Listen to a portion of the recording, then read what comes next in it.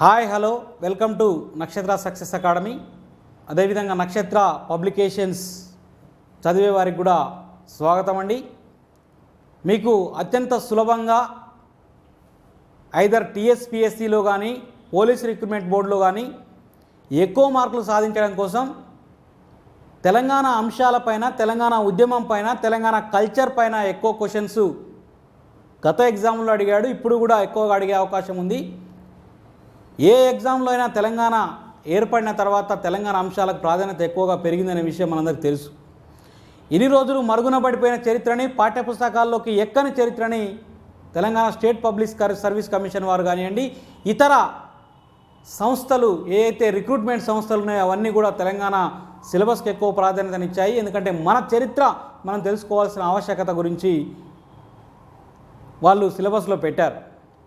మరి ఇప్పటి వరకు మనం తెలంగాణ ఉద్యమ చరిత్రకు సంబంధించిన మొత్తం 14 యూనిట్లకు సంబంధించి ఏ యూనిట్లో ఏ అంశాలు ఉన్నాయి, ఏ అంశాన్ని ఏ విధంగా చదవాలి, ప్రీవియస్ క్వశ్చన్స్ ఎట్లా వచ్చాయి, ఈ రేపు రాబోయే ఎగ్జామ్లో ఎట్లా జరుగుతుంది అంటే ప్రాక్టీస్ క్వశ్చన్స్ ఏ విధంగా వచ్చాయంటే అవకాశం ఉంది.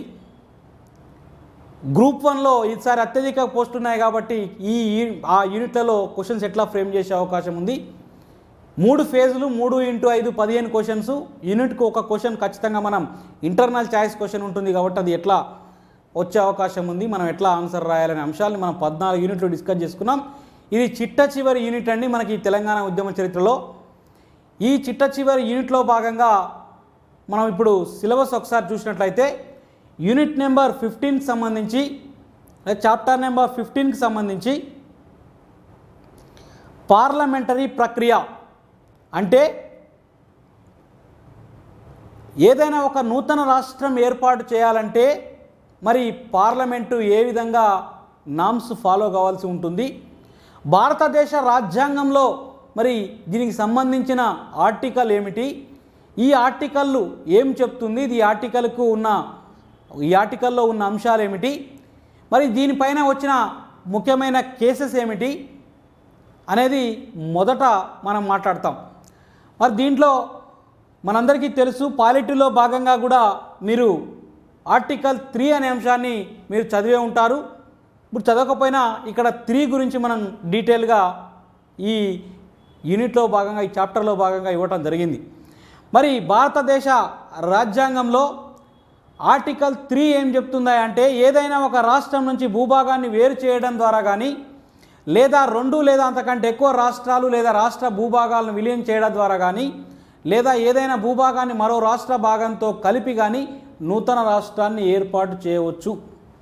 అంటే ఒక రాష్ట్రం నుంచి కొంత భాగాన్ని వేరు చేసైనా, లేదా 2 లేదా అంతకంటే ఎక్కువ రాష్ట్రాలను కలిపైనా, లేదా ఏదైనా ఒక భూభాగాన్ని మరో రాష్ట్ర భాగంతో కలిపైనా నూతన రాష్ట్రాన్ని ఏర్పాటు చేయవచ్చని ఆర్టికల్ 3A మనకు తెలుపుతుంది. ఆర్టికల్ 3B ఏం చెప్తుందంటే పార్లమెంట్ ఏ రాష్ట్రం యొక్క విస్తీర్ణాన్నైనా పెంచవచ్చు. ఏదైనా ఒక రాష్ట్రాన్ని, భారతదేశంలో ఉన్న రాష్ట్రాల్లో ఏ రాష్ట్రం యొక్క విస్తీర్ణాన్నైనా పెంచే అధికారం పార్లమెంటుకు ఆర్టికల్ 3B ప్రకారం మనకు రాజ్యాంగం అవకాశం కల్పిస్తుంది. ఆర్టికల్ 3C ఏం చెప్తుందంటే ఏ రాష్ట్రం యొక్క విస్తీర్ణాన్ని తగ్గించవచ్చు, ఏ రాష్ట్రం యొక్క సరిహద్దులనైనా మార్చవచ్చు, ఏ రాష్ట్రం యొక్క పేరునైనా మార్పు చేయవచ్చు. ఇది ఆర్టికల్ 3లో ఇచ్చిన 5 ప్రధానమైన అధికారాలు.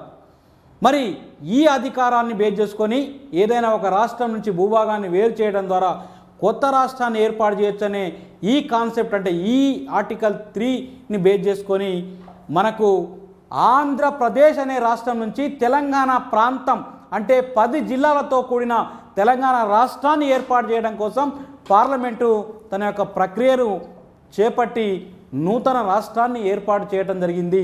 అదే మన తెలంగాణ. ఓకే, మరి ఈ తెలంగాణ రాష్ట్రాన్ని ఏర్పాటు చేయడానికి దీనికి సంబంధించి కొన్ని రాష్ట్రం ఏర్పాటు చేసే సమయంలో కూడా నాటి ముఖ్యమంత్రి కానీ, కిరణ్ కుమార్ రెడ్డి గారు కానీ, అప్పుడున్న ముఖ్యమైన నాయకులు కానీ ఇట్లా కొన్ని వివాదాలని సృష్టించడం జరిగింది. ఏది ఈ రాజ్యాంగ ప్రక్రియ లేదా ఈ పార్లమెంటరీ ప్రక్రియకు సంబంధించి.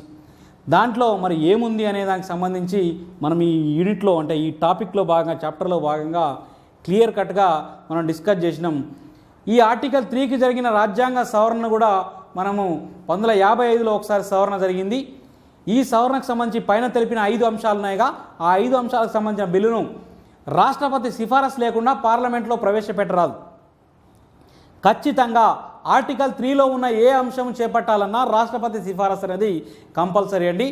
రాష్ట్రాలలోని ఏ రాష్ట్రం యొక్క విస్తీర్ణం కానీ లేదా సరిహద్దులు కానీ, ఏ రాష్ట్రం యొక్క విస్తీర్ణం కానీ సరిహద్దులు కానీ పేరును కానీ మార్పు చేస్తారో సంబంధిత రాష్ట్ర శాసనసభకు దాని అభిప్రాయం తెలుసుకోవడం కోసం బిల్లును రాష్ట్రపతి తగిన గడువు విధిస్తూ పంపవచ్చు అనేది మనకు 1955లో చేసిన 5వ రాజ్యాంగ సవరణ ద్వారా చేర్చడం జరిగింది.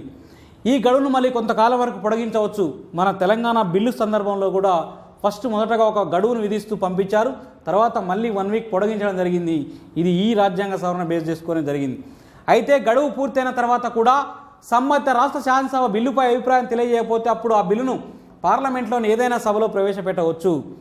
అంటే తెలంగాణ బిల్లు పైన అభిప్రాయం చెప్పమని కేంద్ర ప్రభుత్వం రాష్ట్ర శాసనసభకు పంపింది. రాష్ట్ర శాసనసభ అంటే మన బిల్లుకు సంబంధించి మనం మాట్లాడుకున్నైతే టీ బిల్లుకు సంబంధించి ఈ తెలంగాణ బిల్లుకు సంబంధించి పంపింది. తెలంగాణ శాసనసభలో సరే ప్రవేశపెట్టిరు, కొంత చర్చ జరిగింది, మళ్ళీ మాకు టైం కావాలని అడిగితే మళ్ళొక 1 వీక్ పొడిగించడం జరిగింది. సరే దీన్ని మేము వ్యతిరేకిస్తున్నామని తీర్మానం చేసిరు, పంపించారు. కానీ ఇక్కడ ఏం చెప్తుందంటే విధించిన టైం వరకు ఒకవేళ బిల్లు పైన మీరు అభిప్రాయం చెప్పకున్నా ఆ బిల్లును తర్వాత పార్లమెంట్లో ప్రవేశపెట్టవచ్చు అని 1955లో వచ్చిన రాజ్యాంగ సవరణ 5వ రాజ్యాంగ సవరణ చెప్తుంది. ఆ 1966లో మరొక రాజ్యాంగ సవరణ 18వ రాజ్యాంగ సవరణ చేసిరు. దీని ప్రకారం రాష్ట్రంతో పాటు కేంద్రపాలిత ప్రాంతం, ఎందుకంటే అక్కడ రాష్ట్రం అనే వాడినాం, యూనియన్ టెరిటరీ వాడలేదు కాబట్టి ఇప్పుడు కేంద్రపాలిత ప్రాంతం కూడా చేర్చమని చెప్పేసి 1 ద్వారా తెలియజేస్తుంది. ఏదైనా రాష్ట్ర భాగం లేదా కేంద్రపాలిత భాగానికి సంబంధించి కూడా దీంట్లో మీరు ఇంక్లూడ్ చేసుకోవచ్చని ఆర్టికల్ 3కి సంబంధించి ఈ రాజ్యాంగ సవరణ తెలియజేస్తుంది. నెక్స్ట్, నూతన రాష్ట్రాల ఏర్పాటు పైన పార్లమెంటు ఆధిక్యతను ధృవీకరించిన సుప్రీంకోర్టు తీర్పులండి. మనకు తెలంగాణ ఉద్యమ చరిత్ర మొత్తం స్టార్టింగ్ నుంచి ఎండింగ్ వరకు ఉన్న ప్రధానమైన కోర్టు కేసులు కూడా మనకు చాలా ఇంపార్టెంట్. ఎందుకంటే ప్రీవియస్ ఎగ్జామ్లో కోర్టు కేసుల మీద దాదాపుగా 5 నుంచి 6 క్వశ్చన్స్ ఓన్లీ కోర్టు కేసెస్ సంబంధించి అడిగింది. ఫ్రీ జోన్కు సంబంధించి అడిగింది. మనం ప్రీవియస్లో మాట్లాడుకున్న చాప్టర్లో ఫ్రీ జోన్ కేసు, మనకు చాప్టర్ 6లో ఉన్న అనేక కేసులు, ముల్కీ నిబంధనలకు సంబంధించిన కేసులకు సంబంధించిన అంశాలు. పోయిన ఎగ్జామ్లో సమతా కేసు కూడా అడిగిండు. గిరిజన సంబంధించిన అంటే గిరిజనేతరులు గిరిజన ప్రాంతాల్లో ఉన్న భూములను కొనుగోలు చేయొద్దు అనేది 170 యాక్ట్ సంబంధించిన కేసు. ఇట్లా అనేక కేసులు మనకు పోయిన గ్రూప్ 2లో అడిగిండు, ప్రీవియస్ ఎగ్జామ్లో అడిగిండు. కాబట్టి కోర్టు కేసులు కూడా మనకు చాలా ఇంపార్టెంట్. మరి ఈ కోర్టు కేసులకు సంబంధించి ఇక్కడ ఈ చాప్టర్లో Babulal Parate versus state of Bombay case, ఈ కేసులో ఏం చెప్పింది అనే అంశాలు దీంట్లో డీటెయిల్గా ఈ కేసులో క్లియర్గా డిస్కస్ చేయడం జరిగింది. Next, Pradeep Chaudhary and others versus union of India case, దీంట్లో కూడా ఏం చెప్పింది సుప్రీంకోర్టులో అనేది ఈ కేసులో క్లియర్గా డిస్కస్ చేయడం జరిగింది. Mulla Periyar environment protection forum versus union of India and others case, ఈ కేసులో కూడా పార్లమెంటు ఏ విధంగా అంటే రాష్ట్ర విభజన సమయంలో పార్లమెంటుకు గల అధికారాలు ఎట్లాంటి అనేది కూడా సర్వోత్తమైన అని కూడా సుప్రీంకోర్టు పేర్కొన్నది. చివరిది Mangal Singh versus union of India case అండి. ఈ కేసుకు సంబంధించిన అంశాలు కూడా ఈ దాంట్లో డిస్కస్ చేసినాం. మరి ఈ విధంగా ఈ కేసెస్ని ఎందుకు ఇక్కడ డిస్కస్ చేయాల్సి వచ్చిందంటే, నాటి సమైక్య ఆంధ్ర పాలకులు అసలుకి రాష్ట్ర శాసనసభ బిల్లును తిరస్కరించినట్లయితే పార్లమెంట్లో ప్రవేశపెట్టడానికి లేదు అని ఒక కొత్త కాన్సెప్ట్ను, కొత్త వాళ్ళ మనసులో ఉన్న అభిప్రాయాన్ని రుద్దడానికి ప్రయత్నం చేస్తే నాటి బిల్లులో తయారు చేయడంలో కీలక పాత్ర పోషించిన జయరాం రమేష్ గారు ఈ కేసులకు సంబంధించి సుప్రీంకోర్టు ప్రీవియస్లో వచ్చిన జడ్జిమెంట్లకు సంబంధించి కిరణ్ కుమార్ రెడ్డి గారికి కూడా పంపించి ఆయన చదువుకో సీఎం గారు ఇట్లా ఉంటుంది ప్రాసెస్ అని తెలియజేయడం జరిగింది. మనం అందుకనే ఇక్కడ ఆ ఇంపార్టెంట్ కేసెస్, ఇంకా ఉన్నాయి కేసెస్ కానీ ముఖ్యమైన కేసెస్ మనకి ఈ ఆర్టికల్ 3కి సంబంధించిన కేసెస్ మనం ఇక్కడ మాట్లాడుకున్నాం. మరి ఈచ్ అండ్ ఎవ్రీ కేసు సంబంధించి ఏం చెప్పింది అనేది కూడా మీరు చదవాల్సి ఉంటుంది. మరి దీనికి సంబంధించి ప్రీవియస్ ఎగ్జామ్లో ఆర్టికల్ 3కి సంబంధించిన క్వశ్చన్ అడిగాడు. ఏ రాష్ట్ర సరిహద్దునైనా మార్చడానికి ఉండే ఏ ఆర్టికల్ అనేది, నూతన రాష్ట్ర ఏర్పాటుకు తెలియజేసే ఆర్టికల్ ఏదనేది, తర్వాత ఈ రాజ్యాంగ సవరణ కూడా మీరు ఇంపార్టెంట్. గ్రూప్ 1లో ఒకవేళ క్వశ్చన్ అడిగితే ఏదైనా ఒక రాష్ట్రం నుంచి నూతన రాష్ట్ర ఆవిర్భావానికి సంబంధించిన ప్రక్రియను కూలంకుషంగా వివరించండి. నూతన రాష్ట్ర ఏర్పాటులో పార్లమెంటే సుప్రీం, పార్లమెంటే సర్వోన్నతమైనది, విశదీకరించుము లేదా వివరించుము, విశ్లేషించుము అని అడిగే అవకాశం ఉంది. రాష్ట్ర శాసనసభ తిరస్కరించిన పార్లమెంటు నూతన రాష్ట్రాన్ని ఏర్పాటు చేయవచ్చు, కేసెస్ ఆధారంగా వివరించండి అని కూడా అడగవచ్చు. ఇట్లా ఈ పార్లమెంటరీ ప్రక్రియకు సంబంధించి మన గ్రూప్ 1 ఓరియంటెడ్ క్వశ్చన్స్. గ్రూప్ 2లో అయితే ఈ కేసెస్ అంటే ఏ విధంగా ఈ పార్లమెంటే సుప్రీం అని తెలియజేసి ఈ కింది వానిలో కేసు కానిదేది అని అడగవచ్చు, లేదా ఏ కేసులో తీర్పు ఇచ్చిందని అడగవచ్చు. ఆర్టికల్ 3లో ఉన్న 5 అంశాలు ఏమిటి, ఈ కింది వానిలో ఆర్టికల్ 3కి సంబంధించి సరికానిది ఏది అని అడగవచ్చు. ఇట్లా మనకు క్వశ్చన్ అడిగే అవకాశం ఉంది. రాష్ట్ర శాసనసభ తిరస్కరించినట్టయితే నూతన రాష్ట్ర ఏర్పాటుకు సంబంధించి పార్లమెంట్లో బిల్లు ప్రవేశపెట్టవచ్చా లేదనే దానికి సంబంధించి కూడా క్వశ్చన్ అడగవచ్చు. ఇట్లా ఈ కేసెస్ సంబంధించి ఆర్టికల్ 3కి సంబంధించి మనకు చాప్టర్ 15లో అంటే చివరి చాప్టర్లో మొదటి అంశంగా మనం మాట్లాడుకుంటాం. ఇదంతా కూడా మీరు క్లియర్గా చదవాలి. మీకు లైన్ అర్థమయ్యేటట్టు వివరించడం జరిగింది పుస్తకంలో. నెక్స్ట్ కాంగ్రెస్, మరి ఇప్పుడు ఇందులో ఉన్న సిలబస్లో ఉన్న మరో టాపిక్, మొదటిది పార్లమెంటరీ ప్రక్రియ, 2 సిడబ్ల్యూసి ప్రకటన. సిడబ్ల్యూసి అంటే కాంగ్రెస్ వర్కింగ్ కమిటీ. ఈ కాంగ్రెస్ వర్కింగ్ కమిటీ కంటే ముందు కాంగ్రెస్ కోర్ కమిటీ సమావేశం జరిగింది. ఈ కాంగ్రెస్ కోర్ కమిటీ సమావేశంలో తీసుకున్న నిర్ణయాన్ని ఆనాడు యూపీఏలో ఉన్న అన్ని పార్టీలకు సంబంధించి కూడా డిస్కషన్ జరిగింది. యూపీఏ అంటే మీకు అందరికీ తెలుసు, యునైటెడ్ ప్రోగ్రెసివ్ అలయన్స్. మీరు యూనిట్ నెంబర్ 12లో యూపీఏ అభిప్రాయాలు కూడా మనం చదువుకున్నాం. తెలంగాణ రాష్ట్ర సమితి 2004 ఎన్నికల్లో పోటీ చేసింది. 2004 ఎన్నికల్లో గెలిచిన స్థానాలు, తర్వాత కేంద్ర ప్రభుత్వంలో మంత్రివర్గంలో కూడా చేరింది, యూపీఏలో భాగస్వామిగా అయింది, తర్వాత యూపీఏ నుంచి వైదొలిగింది. ఇవన్నీ మీరు అక్కడ నేర్చుకున్నారు. మరి ఇక్కడ ఈ కాంగ్రెస్ కోర్ కమిటీ ఎప్పుడు ఏమని డిస్కస్ చేసింది అనేది 2013 జూలై 1వ తారీఖు రోజున దిగ్విజయ్ సింగ్ హైదరాబాద్లో మాట్లాడుతూ తెలంగాణపై నిర్ణయం తీసుకునే క్రమం తుది దశలో ఉందని ప్రకటించిండు. మరి 2013 జూలై 12వ తారీఖు రోజున ఆంధ్రప్రదేశ్ సంబంధించిన కిరణ్ కుమార్ రెడ్డి, బొత్స సత్యనారాయణ ఎగ్జామ్లో ఈ క్వశ్చన్ కూడా అడిగే అవకాశం ఉంది. తెలంగాణ రాష్ట్రం ఏర్పాటయ్యే సమయంలో ఆంధ్రప్రదేశ్ పిసిసి అధ్యక్షుడిగా ఎవరు పనిచేస్తూ ఉన్నారు? బొత్స సత్యనారాయణ గారండి. నాటి ఉప ముఖ్యమంత్రి దామోదర్ రాయ నరసింహ గారు. వీళ్ళందరినీ కూడా ఢిల్లీకి పిలిపించి వాళ్ళతో కూడా కాంగ్రెస్ కోర్ కమిటీ డిస్కషన్ చేయడం జరిగింది. నెక్స్ట్ తర్వాత కాంగ్రెస్ వర్కింగ్ కమిటీ, ఇది సిలబస్లో ఉంది. సిడబ్ల్యూసి ప్రకటన డైరెక్ట్ క్వశ్చన్ అండి. సిడబ్ల్యూసి తెలంగాణ రాష్ట్ర ఏర్పాటుపై ప్రకటించిన రోజు, ప్రకటించిన తేదీ అడగవచ్చు. 2013 జూలై 30 డైరెక్ట్ క్వశ్చన్. ఇది గ్రూప్ 2లో లేదా పోలీస్ ఎగ్జామ్లో, ఎస్ఐ కానిస్టేబుల్ కానీ ఇతర కాంపిటేటివ్ ఎగ్జామ్లో అడిగే క్వశ్చన్ అండి. మరి దీంట్లో భాగంగా ఈ యొక్క సిడబ్ల్యూసి ప్రకటనకు సంబంధించి యూపీఏ ఏం తీసుకుంది నిర్ణయం, దానికి సందర్భించి ఈ కాంగ్రెస్ ప్రకటన ఏముంది అనేది మొత్తం డీటెయిల్గా ఈ సిడబ్ల్యూసి ప్రకటన ఇక్కడ అయితే మొదటి నుంచి కాంగ్రెస్ పార్టీ తీసుకున్న స్టెప్స్ అన్నీ కూడా 2001 నుంచి 2004లో ఏం జరిగింది, టీఆర్ఎస్తో పొత్తు పెట్టుకోవడానికి ఏం జరిగింది, తర్వాత మళ్ళీ 2009లో ఎలక్షన్లో మహాకూటమైన టీఆర్ఎస్ అవతల కాంగ్రెస్కి ఆపోజిట్గా పోటీ చేసింది. అప్పుడు మేనిఫెస్టోలో ఏం పెట్టింది కాంగ్రెస్ పార్టీ, ఇవన్నీ కూడా ఈ సిడబ్ల్యూసి ప్రకటనలో క్లియర్ కట్గా డిస్కషన్ చేయడం జరిగింది. నెక్స్ట్ ఆ తర్వాత అఖిల పక్ష సమావేశం అని మనకు సిలబస్లో ఇచ్చిండు. All party accord, all party meeting. మరి అఖిల పక్ష సమావేశాలు, మరి ఈ యొక్క తెలంగాణ సమస్యకు సంబంధించి అఖిలపక్ష సమావేశాలు అన్ని పార్టీలతోటి మొదటిసారిగా ఎప్పుడు జరిగింది? 2010 జనవరి 5 రోజు ముఖ్యమైన అఖిలపక్ష సమావేశం జరిగింది. దీనికంటే ముందే కొన్ని అఖిలపక్ష సమావేశాలు జరిగినాయి. అదేందనేది ఒకసారి చూస్తే, కిరణ్ కుమార్ రెడ్డి గారు ముఖ్యమంత్రి కాకముందుకు ఆంధ్రప్రదేశ్ రాష్ట్రానికి ముఖ్యమంత్రిగా పనిచేసిన వ్యక్తి, కేసీఆర్ గారు ఆమరణ నిరాహార దీక్ష సమయంలో ముఖ్యమంత్రిగా పనిచేసిన వ్యక్తి ఎవరై అంటే కొణిజేటి రోషయ్య గారు. ఈ కొణిజేటి రోషయ్య గారి టైంలో ఈ కేసీఆర్ గారు ఆమరణ నిరాహార దీక్ష సమయంలో నిరాహార దీక్ష విరమించాలి అంటే తెలంగాణ ప్రకటన రావాలని వారు కేసీఆర్ సచ్చుడో తెలంగాణ వచ్చుడో అనే నినాదంతో వారు నిరాహార దీక్ష కూర్చున్నారు, మనందరికి తెలిసిన విషయమే. మరి దీంట్లో భాగంగా ఈ యొక్క అఖిలపక్ష సమావేశం ఏర్పాటు చేసిండు కొణిజేటి రోషయ్య గారు. అప్పుడు అన్ని పార్టీలతోటి ఆ రోజు 2009 డిసెంబర్ 7వ తారీఖు రోజున అన్ని పార్టీలు తెలంగాణ ఏర్పాటుకు మాకేం అభ్యంతరం లేదని చెప్పేసి వాళ్ళు ఆ రోజు ఆ సమావేశంలో చెప్పడం జరిగింది. సరే, తర్వాత డిసెంబర్ 9 ప్రకటన వచ్చింది. తర్వాత ఫ్లేట్ ఫిరాయించిన అనేక పార్టీలు. ఇవన్నీ మనం యూనిట్ నెంబర్ 12లో ఆల్రెడీ చాప్టర్ నెంబర్ 12లో మనం మాట్లాడుకున్నాం. ఈ అఖిలపక్ష సమావేశం ఇది బ్రీఫ్గా 2009 డిసెంబర్ 7 సంబంధించింది.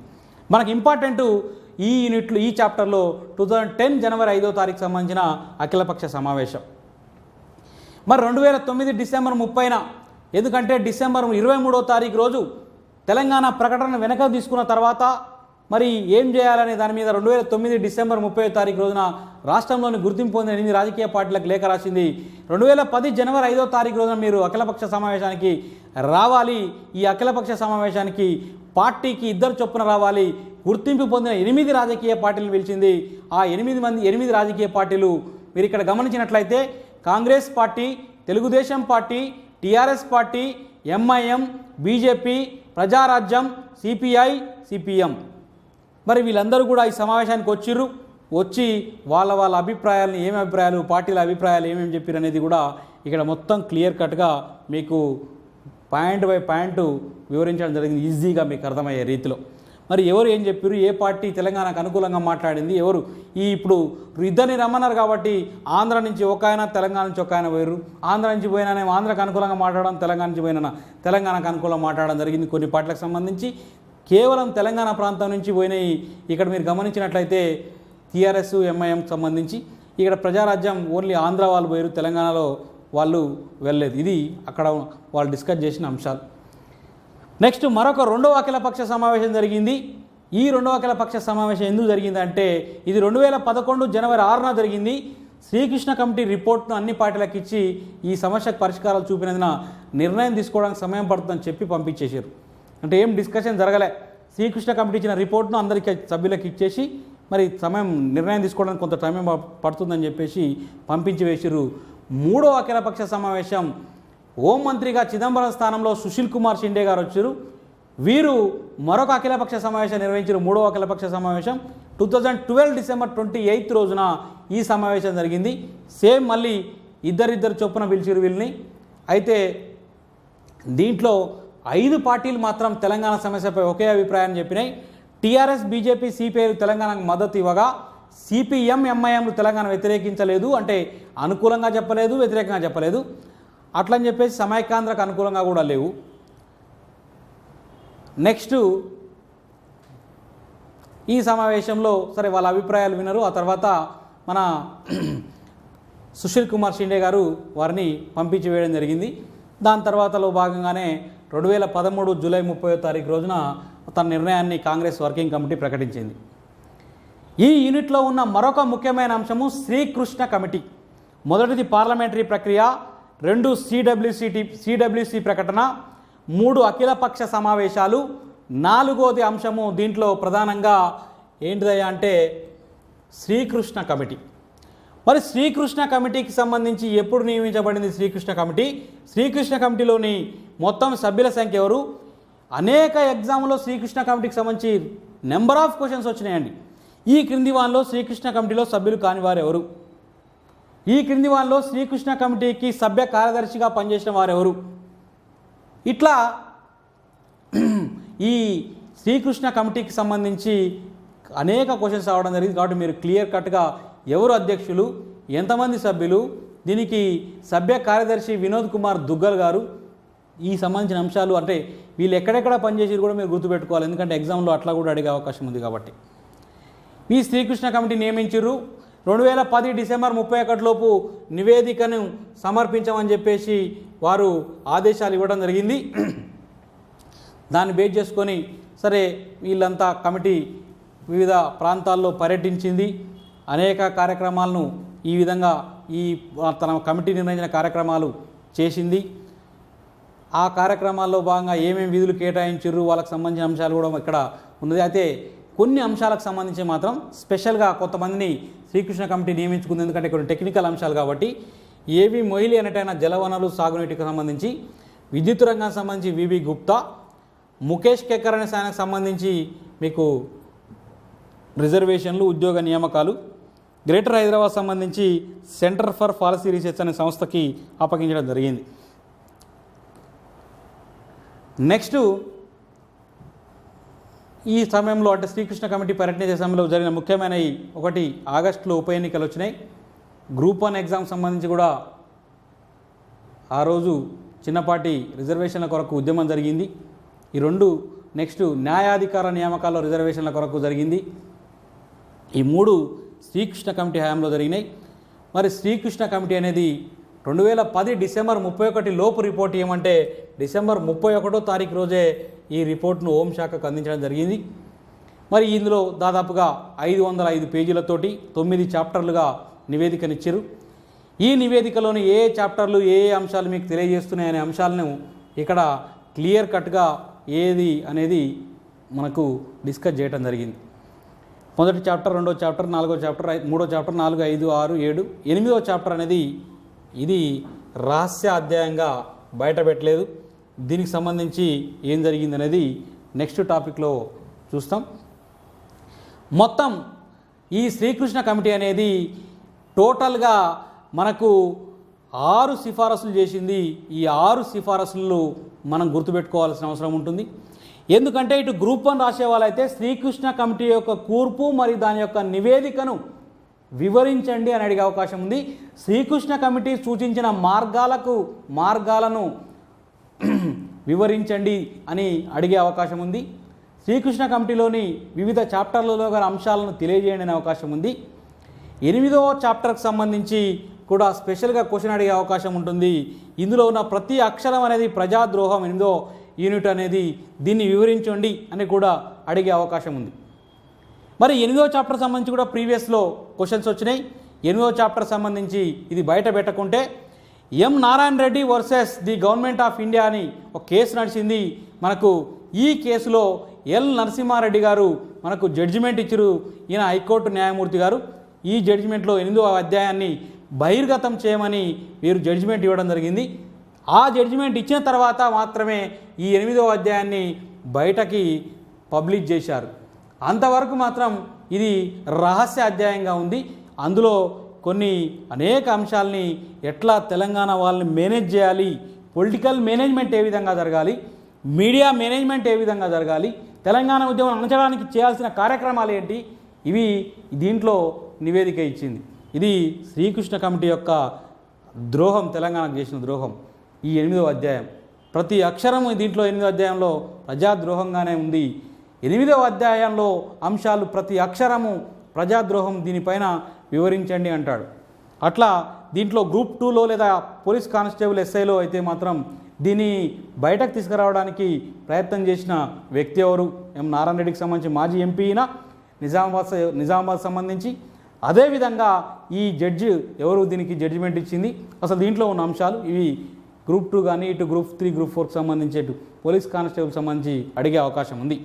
ఇది మనకు 8వ అధ్యాయానికి సంబంధించిన ముఖ్యమైన అంశాలు. Next AK Antony. మరి ఆంధ్ర ప్రాంతంలో ఈ సీమాంధ్రలో ఏం జరిగిందా అంటే తెలంగాణకు అనుకూలంగా సిడబ్ల్యూసి ప్రకటించిన తర్వాత అక్కడ ఉన్న ఉద్యోగ సంఘాలు కానీ ఇతర సంఘాలు కానీ ఉద్యమం చేయటం మొదలుపెట్టినాయి. దాంతో కేంద్ర ప్రభుత్వము ఏకే ఆంటోనీ గారి నేతృత్వంలో నాటి రక్షణ శాఖ మంత్రి వీరు ఒక కమిటీ ఫామ్ చేశారు. దాంట్లో 3 సభ్యులు. గ్రూప్ 2 ఓరియంటెడ్లో ఈ క్రింది వారిలో ఏకే ఆంటోనీ కమిటీలో సభ్యులు కానివారని ఎవరని అడుగుతున్నాడు. ఏకే ఆంటోనీ కమిటీ యొక్క విధి ఏంటిదని అడుగుతున్నాడు. ఇట్లా ఈ ఏకే ఆంటోనీ కమిటీకి సంబంధించిన పరిష్కరించిన అంశాలు ఇవన్నీ కూడా దీంట్లో క్లియర్గా మనము మీకు లైన్ బై లైను అర్థమయ్యే విధంగా అసలు ఏంది రాజధాని ఎట్లా పెట్టాలి, ఏ పార్టీ ఏం చెప్తుంది అనే దానికి సంబంధించి కూడా తర్వాత డిస్కస్ చేయడం జరిగింది. తర్వాత సేవ్ ఆంధ్రప్రదేశ్ అని ఒక సభ పెట్టుకున్నారు వాళ్ళు.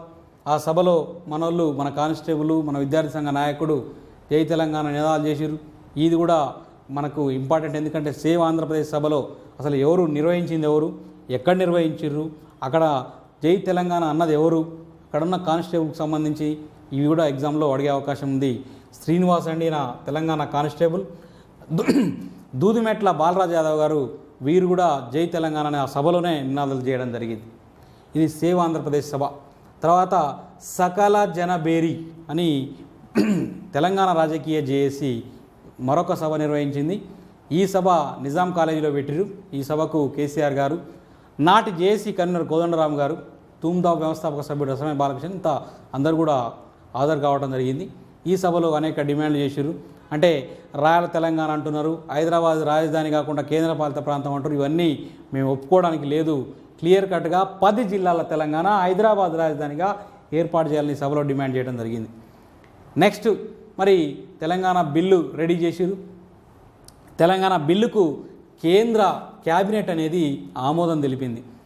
ఈ తెలంగాణ బిల్లు ఆమోదం తర్వాత మరి అసలు సమస్యలు ఏమొస్తాయి, తెలంగాణ ఏర్పాటు మూలంగా ఏర్పడే అన్ని అంశాలు, మరి కొత్త చట్టం ఏర్పాటు చేయాలి కాబట్టి ఆంధ్రప్రదేశ్ పునర్వ్యవస్థీకరణ చట్టం అనేది ఒకటి ఫామ్ చేయాలి కాబట్టి అన్ని అంశాలను చూడడం కోసం గ్రూప్ ఆఫ్ మినిస్టర్స్ తోటి మరొక జీఓఎం ఏర్పాటు చేసిర్రు. ఈ జీఓఎంలోని సభ్యుల సంఖ్య 7 అండి. ఈ 7లో ఏకే ఆంటోనీ గారు జీఓఎం చైర్మన్, సుశీల్ కుమార్ షిండే, చిదంబరం గారు, వీరప్ప మొయిలీ గారు, జైరాం రమేష్ గారు, గులాం నబీ ఆజాద్ గారు, వి నారాయణ స్వామి గారు. వీరు జీఓఎం యొక్క ప్రత్యేక ఆహ్వానితుడు ఈ నారాయణ స్వామి గారు.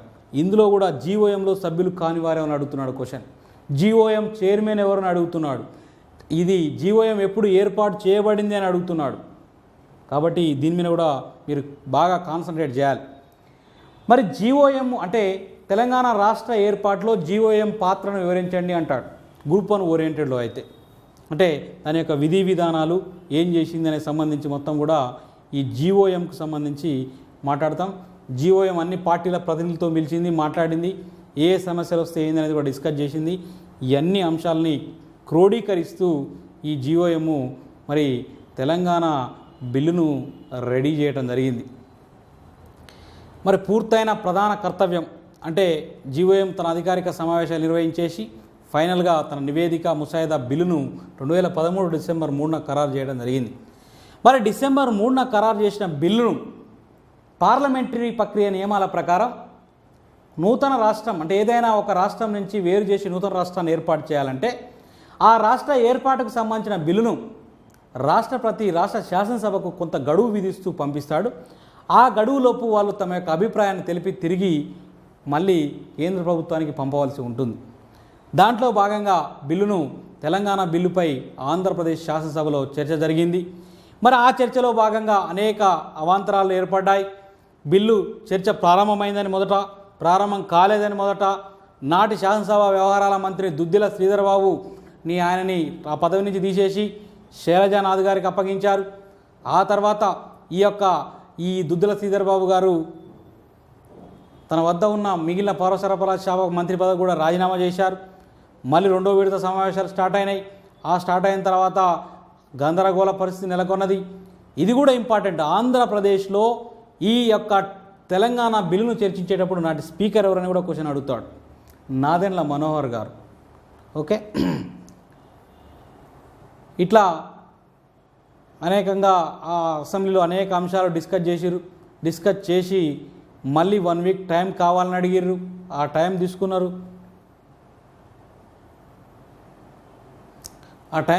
దాని తర్వాత మేము ఈ యొక్క బిల్లును మేము వ్యతిరేకిస్తున్నామని చెప్పేసి తిరస్కరిస్తున్నామని చెప్పేసి పంపించి వేయటం జరిగింది ఆంధ్రప్రదేశ్ శాసనసభ. ఓకే, దాని తర్వాత నెక్స్ట్ సరే ఆ టైంలో రాష్ట్రపతి ఇక్కడ వేసవి విడిదికి వచ్చాడు ప్రణబ్ ముఖర్జీ గారు. తెలంగాణ సమస్య పైన మనం చాప్టర్ 12లో చూసుకున్నాం. వీరిపైన కమిటీ వీరి ఆధ్వర్యంలో ఏర్పడది. ఈ కమిటీ అంటే వీరికి తెలంగాణ సమస్య పట్ల పూర్తి అవగాహన ఉన్నది. వారే అప్పుడు రాష్ట్రపతిగా ఉన్నారు. మరి కేంద్రానికి చేరుకుంది అసెంబ్లీ పంపిన అభిప్రాయాలతో బిల్లు. ఈ అభిప్రాయాలతో పంపిన బిల్లు తెలంగాణ పార్లమెంట్లో తెలంగాణ బిల్లు ప్రవేశపెట్టాలి. అప్పుడు మరి లోక్సభలో ప్రవేశపెట్టాలన్నా రాజ్యసభలో అనే దాంతో మొదట లోక్సభలోనే ఈ బిల్లును ప్రవేశపెట్టడం జరిగింది. సరే, అంతకుముందు అవిశ్వాస తీర్మానం ప్రవేశపెట్టిరు. లగడపాటి, రాయపాటి, హర్షక్ కుమార్ వీళ్ళంతా సీమాంధ్ర వ్యక్తులు. ఈ 6 ఎంపీలను కూడా పార్టీ నుంచి సస్పెండ్ చేసిర్రు. అది ఆ రోజు ఇట్లా అవిశ్వాస తీర్మానం ప్రవేశపెట్టడంతో పార్టీ నుంచి సస్పెండ్ చేయడం జరిగింది. మరి ఇక్కడ లోక్సభలో తొలి సమావేశం జరిగింది. ఈ సమావేశంలో మరి ఎలాంటి గందరగోళం రేకెత్తకుండా కాంగ్రెస్ సభ నిర్వాహకులు జాగ్రత్తలు తీసుకోవడానికి ప్రయత్నం చేశారు. సీమాంధ్ర ఎంపీలను బహిష్కరించారు. కానీ అక్కడ విజయవాడకు సంబంధించిన ఎంపీ మీ అందరికీ తెలుసు, లగడపాటి రాజగోపాల్ గారు పెప్పర్ స్ప్రే. ఇదంతా కూడా ఎగ్జామ్లో డైరెక్ట్ అడుగుతాడు. అంటే లోక్సభలో పెప్పర్ స్ప్రే ఎవరు చేసిరు అని ఆంధ్ర ప్రాంతం వ్యక్తి లగడపాటి రాజగోపాల్. తర్వాత ఇంకా ఆ ప్రాంతానికి సంబంధించి టీడీపీకి సంబంధించిన మోదుగుల వేణుగోపాల్ రెడ్డి మైక్రోఫోన్ ఎరగొట్టిండు. సరే, అనేక కార్యక్రమాలు చేసిరు వాళ్ళు. ఆ తర్వాత మళ్ళీ సన్నివేశం జరిగింది దీంట్లో తెలంగాణ బిల్లుకి సంబంధించి. మొత్తానికి తెలంగాణకు సంబంధించిన మళ్ళీ సన్నివేశంలో భాగంగా మరి 2014 సంవత్సరం ఫిబ్రవరి 18వ తారీఖు రోజు లోక్సభ బిల్లును ఆమోదిస్తూ తీర్మానం చేయడం జరిగింది. ఆ తర్వాత రాజ్యసభకు వచ్చింది బిల్లు. మరి రాజ్యసభకు సంబంధించి రాజ్యసభలో కూడా లోక్సభలో డీటెయిల్డ్ చర్చ జరగలేదు, కానీ రాజ్యసభలో అనేక మంది వ్యక్తులు వివిధ అంశాలు మాట్లాడారు. పోయినసారి ఎగ్జామ్లో అంటే అసలు ఏమేమి సవరణలు వచ్చినాయి, ఏంది, రాజ్యసభలో మాట్లాడింది ఎవరు, దానికి ఆన్సర్ చెప్పింది ఎవరు, మొత్తం కూడా ఇన్ డీటెయిల్గా మీకు ఇక్కడ క్లియర్ కట్గా వివరించడం జరిగింది. అంటే డైరెక్ట్ ఇట్లే అంటే ఈయన ఆ రోజు ఈ విధంగా అంటే వాళ్ళు మాట్లాడిన మాటల్ని కూడా డైరెక్ట్ ఎగ్జామ్లో క్వశ్చన్ అడుగుతుంది. కాబట్టి మీకు సేమ్ యథావిధిగా రాజ్యసభలో ఏమేమి మాట్లాడారో మొత్తం లైన్ టు లైన్ కూడా వివరించడం జరిగింది.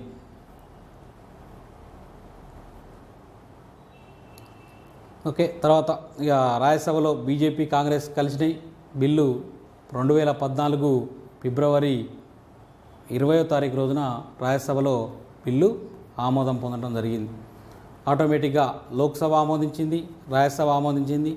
తెలంగాణ కళ నెరవేరడానికి రెడీ అయింది. మరి దాంతో రాష్ట్రపతి కూడా 2014 మార్చి 1వ తారీఖు రోజున వారు ఆ బిల్లు పైన సంతకం చేసి తెలంగాణను ఏర్పాటు చేస్తున్నట్టు ప్రకటించడం జరిగింది.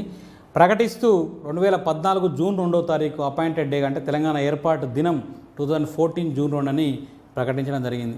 తర్వాత రాష్ట్రపతి పాలన వచ్చింది. ఈ రాష్ట్రపతి పాలన అంటే ఇక్కడ ఏమేమి కేసులు జరిగినాయి, ఈ పునర్వ్యవస్థీకరణ చట్టం, అపాయింటెడ్ డే పైన కోర్టు కేసులు, ఇవన్నీ కూడా మీకు వివరించారు. తర్వాత విభజన కోసం ఏర్పాటు చేసిన కమిటీలు, ఆ కమిటీలు ఏ కమిటీలు ఏమేమి అంశాలు డిస్కస్ చేస్తాయి అనేది కూడా ఇక్కడ చూసినాం. మరి ఈ సిలబస్లోని యూనిట్ నెంబర్ లేదా చాప్టర్ నెంబర్ 15లో ఉన్న ముఖ్యమైన అంశం, పోయినసారి ఎగ్జామ్లో గ్రూప్ 2లో దాదాపుగా 5 నుంచి 6 క్వశ్చన్స్ కేవలం ఆంధ్రప్రదేశ్ పునర్వ్యవస్థీకరణ చట్టం 2014 అనే దాంట్లో నుంచే వచ్చినాయి. కాబట్టి మీరు ఈ చట్టం అనేది కూడా చాలా ఇంపార్టెంట్. మొత్తం 12 భాగాలు, 108 సెక్షన్స్, 13 షెడ్యూల్స్, అనేక ఇంపార్టెంట్ అంశాలు మనం గుర్తుపెట్టుకోవాలి. సరే, 108 సెక్షన్స్ మనం గుర్తుపెట్టుకోలేడానికి ఇబ్బంది, కానీ ఏ భాగంలో ఏ అంశాలనే మాత్రం ఖచ్చితంగా గుర్తుపెట్టుకోవాలి. 13 షెడ్యూల్స్ ఏం చెప్తున్నాయి అనేది కూడా ఖచ్చితంగా గుర్తుపెట్టుకోవాలి. ఈ సెక్షన్స్లో ఇంపార్టెంట్ అంశాలు కూడా గుర్తుపెట్టుకోవాలి. అట్లా పెట్టుకున్నట్టయితేనే దాదాపుగా 5 మార్కులు ఓన్లీ చట్టం గురించి అడుగుతున్నాడు ఎగ్జామినర్. ఈసారి కూడా ఖచ్చితంగా 4 నుంచి 5 క్వశ్చన్స్ చట్టం నుంచే వచ్చే అవకాశం ఉంది. కాబట్టి చట్టాన్ని క్లియర్గా మీరు అంటే మనం ఇక్కడ ఈచ్ అండ్ ఎవ్రీ సెక్షన్కి సంబంధించి వివరణ కూడా ఏంది ఎట్లా అనే దానికి సంబంధించి టోటల్గా ఈ 108 సెక్షన్స్ 12 భాగాలని 13 షెడ్యూల్ని మీకు వివరించే ప్రయత్నం ప్రతి ఈచ్ అండ్ ఎవ్రీ అంశాన్ని తెలియజేశాం. ఈ 108 సెక్షన్లు, తర్వాత టోటల్ షెడ్యూల్స్, ఈ షెడ్యూల్స్ ఏమేమి ఉన్నాయనే దానికి సంబంధించి కూడా 13 షెడ్యూల్లో అడుగుతాడు. ఏ షెడ్యూల్లో ఏ అంశం ఉందనే అంశాలను కూడా మనకు అడిగే అవకాశం ఉంటుంది. Okay, next